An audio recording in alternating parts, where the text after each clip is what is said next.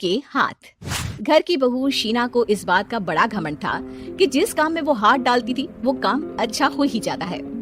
शीना की हर बात में हाथ का इस्तेमाल जरूर होता था।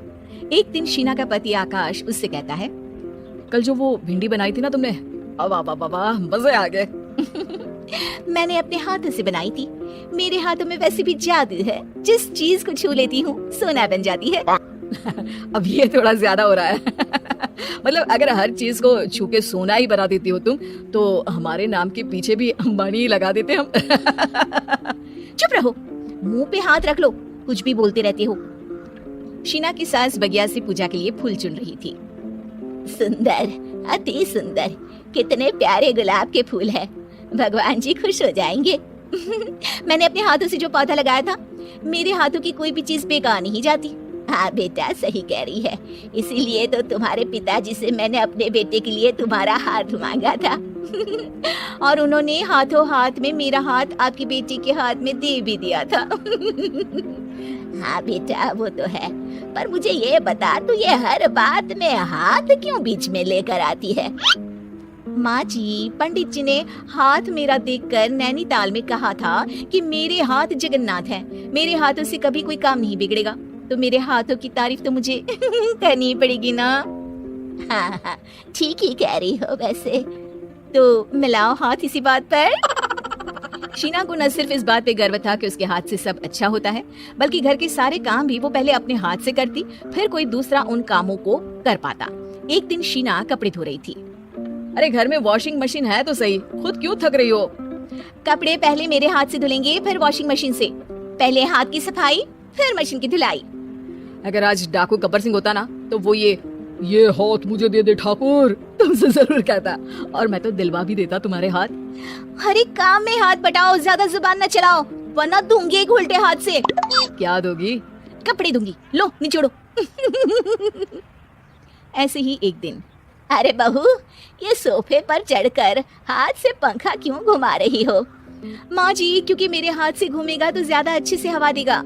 अरे बेटा, फिर तो तुम गाड़ी का पहिया भी हाथ से घुमा के मायके जाया करो। एक बार आकाश ने घर पर कार लाने की बात छेड़ी। माँ, सोच रहा हूँ कि एक कार लेकर आता हूँ। ले ले बेटा, क्यों नहीं? अरे पैसे हो तो हवाई जहाज भी ले लेना। हाँ, पैसा तो हाथ का मेल है, ले लेते हैं। इस हाथ पैसे देंगे, उस हाथ कार ले लेंगे। मुझे तो लगता है कि बहू कार भी अपने हाथों से धक्का लगाकर घर लाएगी। वो तो नहीं करूंगी, लेकिन सबसे पहले स्टीयरिंग पर हाथ मैं ही लगाऊंगी, ताकि गाड़ी का आना शुभ हो। अरे घर ले आने तो दो, फिर हाथ लगा लेना। लेकिन शीना नहीं मानती। अगले दिन ही सब कार लेने जाते हैं। शीना सेल्समैन से कहती है, भैया ये कार बहुत पसंद है, पैक कर दो। अरे ओ भगवान, 2 मीटर कपड़ा नहीं है जो पैक करवा ले, जरा चला कर तो देखने दो। यस सर, बिल्कुल, टेस्ट ड्राइव कीजिए ना। अरे नहीं नहीं, सबसे पहले मैं हाथ लगाऊंगी गाड़ी को, मेरे हाथ अच्छे हैं। अरे यार, हाथ तो मैं भी धोता ही हूँ, और आजकल तो सैनिटाइजर से भी धोता हूँ। मेरे काम में हाथ ना अड़ाओ। अरे टांग ना अड़ा होता है भाग्यवान, हाथ नहीं। शीना ड्राइविंग सीट पर बैठ जाती है और आकाश उसे गाड़ी के फंक्शन समझाता है। देखो शीना, ध्यान रखना, ये है स्टीयरिंग, इससे राइट लेफ्ट जाएंगे। ये है एक्सेलरेटर, इससे स्पीड कंट्रोल कर सकते हैं, और उसी के पास में है ब्रेक, जो तुम्हारी जुबान में शायद मिसिंग है। ठीक है, ज्यादा भी सिखाने की जरूरत नहीं है। मेरी माँ तो कहती है कि मैं अगर अपनी शुभ हाथ लगा दूं तो जग घूम जाए, तो ये स्टीयरिंग क्या चीज है? शीना गाड़ी स्टार्ट कर देती है और स्टीयरिंग को घुमाते हुए एक्सेलरेटर पर धीरे से पैर रखती है, और शोरूम के बाहर के एरिया में ही गाड़ी घूमने लगती है, जहाँ दूसरी गाड़ियाँ भी रखी हैं। देखा मेरे हाथों का कमाल। अब ब्रेक दबा दो, आगे गाड़ी है। शीना आगे गाड़ी देखकर घबरा जाती है और पाँव गलती से एक्सेलरेटर पर पड़ जाता है। कार आगे खड़ी एक बड़ी गाड़ी में घुस जाती है। दोनों कार से उतरते हैं। सेल्समैन भागते हुए आता है।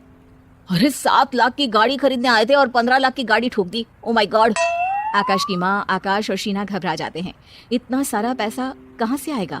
तभी वहाँ मैनेजर भी आ जाता है, पूरा माजरा समझता है। अरे टेंशन मत लीजिए, गाड़ियों का इंश्योरेंस था, आप जो कार लेने आए थे वही खरीद लीजिए। पर मैडम, जब तक आप सीख ना ले तब तक गाड़ी मत चलाइएगा। अभी तो आपने गाड़ी बस ठोकी है, जिसका बीमा भी था, लेकिन सड़क पे चलते हर इंसान का बीमा नहीं होता। अरे मेरे हाथों से चुक भी गया ना तो उसकी जिंदगी बन जाएगी, और अगर चला भी गया तो स्वर्ग ही पाएगा। मैनेजर साहब, मेरे हाथ में कोई दिक्कत नहीं है, वो तो बस पाँव गलत जगह पर चला गया था।